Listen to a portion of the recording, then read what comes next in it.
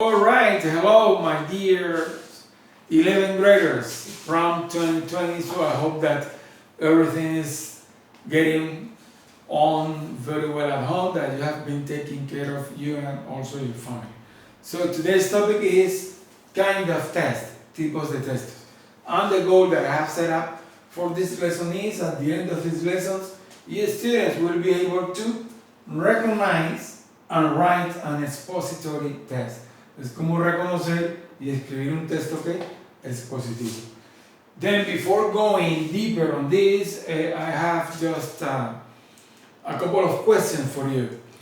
Number one, do you read? Of course you do. I'm fully sure that you do. And the second is, what do you read for? What is the purpose of reading? So people have many purposes to do that. So we read to get updated, para actualizarnos. We read to get informed, para informarnos. We also read to follow direction, to follow instructions, para seguir instrucciones. We read to gain knowledge, to get information, para adquirir información o conocimiento. And also we read to have fun, to get entertainment. También leemos pues para entretenernos. Then, as you can see here, there is a list of some kind of test, tipo de test. So then we got here a poem, letters, recipe, recetas, newspaper, English test, mathematics test, social test, traffic signs, yes, las señales de tránsito, billboards, avisos publicitarios, and of course, a shopping list. Okay, then after giving you this explanation, just a brief detail of instructive purposes and informative tests, I am going to give you more details of the expository, how to recognize them, but mainly how to write an expository test, that it is the goal, the topic, the specific topic for you. Okay, then instructive. Instructive tests are very easy to recognize because the main purpose of them is they tell us how to do something. Alright? They give us some instructions to perform an activity. That's it. Entonces, ellos nos dan instrucciones de cómo hacer algo. Example, how to assemble a computer. Then, when you buy a new camera or a phone, for example, so there is an instruction, the manual are a very clear example of instructive steps. Then these are also easy to recognize because they are written with imperative, right? Imperative are instructions, are commands. Estos son instrucciones o comandos. That's why instructive steps are very simple to be recognized. Then another kind of tests are the persuasive one. So they are used to, they tell us to do something, they invite us, they exhort us to do something. Alright? Estos nos invitan a hacer algo también. Persuadir. Textos persuasivos. Yes? Then they are very easy to recognize too, because most of them have rhetorical questions. They go straight to the point. They use facts and sometimes opinions with that. They are written in capital letters. Yes. Rhetorical questions, those questions that we don't need to answer them. Las preguntas retóricas, aquellas que no se necesitan ser respondidas, como por ejemplo, ¿te sientes muy cansado? Entonces, de ahí en adelante ellos te ofrecen, por decir algo, unas vacaciones. And they use capital letters or bold letters, utilizan mucho letras en mayúsculas o resaltadas. Yes? Then those are persuasive, persuade, persuadir. Okay. Informative tests are just similar to expository, but they use facts, utilizan hechos. Is to transmit information, they use fact. I mean, not opinion, but things that are non-science tests, such as historical tests, scientific tests, etc. So the same happened here with expository. So they are full of facts. They use just hechos, utilizan hechos para dar la información. Más que todo son sobre hechos científicos, históricos. Alright, then this is the way in English we classify the type of test. It is not too complicated. Then I just want you to tell me a point. Where would you put this? I mean, this one is a descriptive. So here, yeah, we missed another one that is descriptive test. Descriptive test just tell us the author invite us to see the things they are, the way they are, to imagine the things. So in this kind of test, the author use a lot of adjective. Is the main part of the speech that they use to describe, yeah, to tell how things are. Then a point could be classified into this category, letters. So depending if it's a personal letter, could be descriptive, or it is a formal letter, could be a business letter, una carta de negocio, yeah, could be informative too. A recipe, of course, very simple, instructive, because it's a series, a battery of instruction. Newspaper, informative. An English test is instructive or informative. Billboard, yes, persuasive, a persuasive test. A shopping list is an instructive test. Alright? Then, now I am going just to show you how to write an expository test. Okay, my dear friends, very good. Okay, my dears, 11th graders, now we're going to talk about expository test. Texto expositivo. Then, the main purpose of this kind of test is to inform. That's it. And it is based, remember, when we are going to work on this, we just based on facts and hechos. That is the purpose of this kind of test.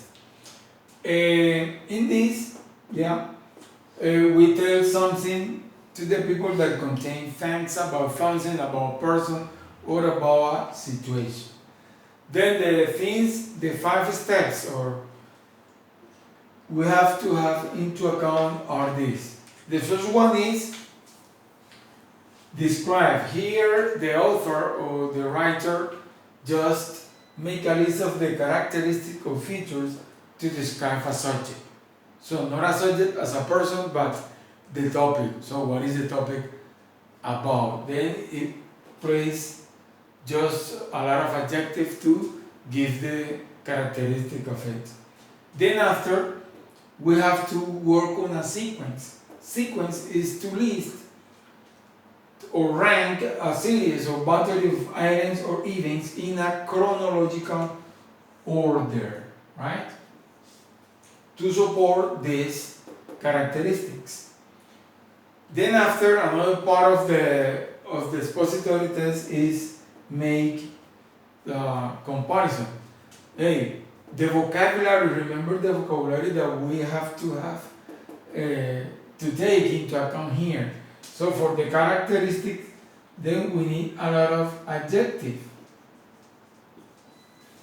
Yes? And here, remember, sequencer or output of sequence to give a chronological order. I mean, it is important the date, the way you arrange the date in your written. So here we can say first, second, later, then after, finally, etc. Right? Those are the connectors that you have to take into account to give a chronological order when you are going to place the sequence in your expository test. Then it is important to make some comparison about the subject. So compare, if we are going to talk about animal, for example, then we start talking about one in particular, and then we compare it with other or with others. Then he explained, we have to explain how two or more things are alike, identical, similar, or different. Then the connectors that you have to use here are between them we can name similarly, the same as, like, but, however, nevertheless, on the contrary, on the other hand. Yeah, because comparison is not to compare things that are identical but different to things that make contrast.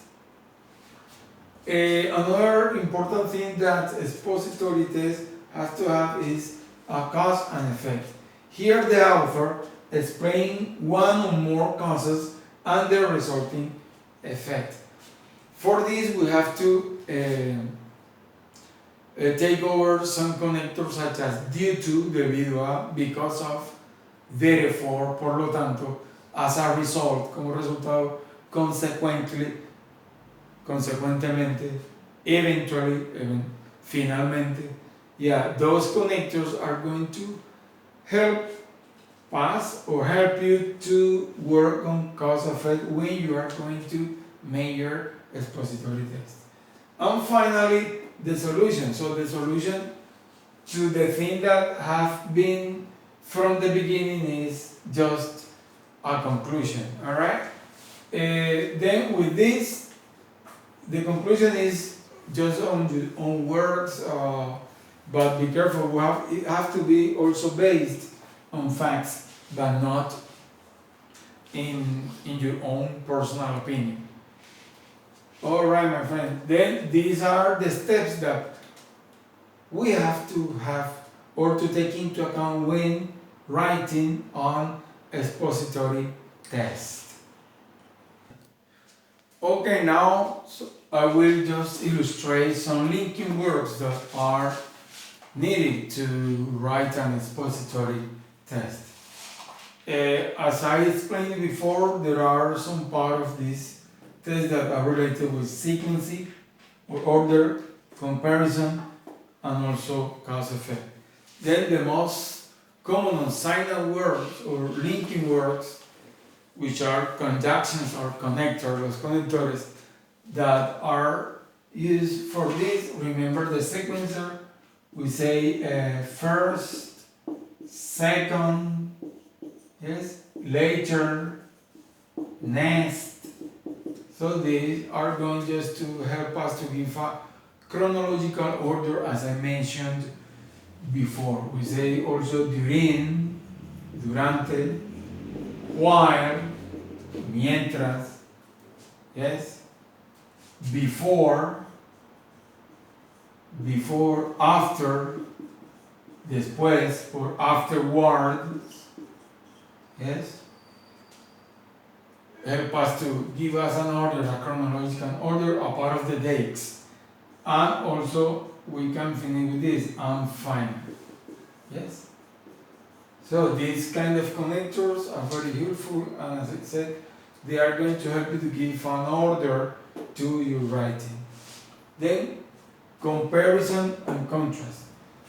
With this, there are a group of linking words that I use to compare similar things, and there are others to help us to compare different things that construct, that are opposite.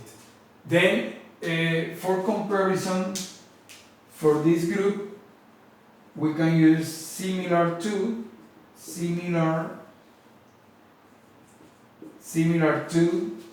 alike, identical or like, yes, the same, which is lo mismo, or there is an expression as here plus an adjective as as. So it is used to compare identical things. I am as tall as you. Alright? Then to make contrast, this kind of connector will help you to put those ideas that are opposite together. So among these, we got this but that is very common for you, pero o también lo podemos interpretar si no. However, sin embargo, although, a pesar de, despite of, or despite, among others, despite, yes? Then, simple, it was raining, however, she came to class on time. Yeah, in that case, I am just putting two ideas that are opposite. Then, you have to be careful with this. This is very important when you are going to make contrast. And finally, another group of words or linking words that are going to help you to write a very good expository test are the cause-effect linking words. Son los conectores o las conjunciones de causa-efecto. Then, among them, we have due to, debido a, because of, debido a, we have so, entonces, therefore, por lo tanto. Yes? An example of this, I say, she didn't go to work. She didn't go to work due to, due to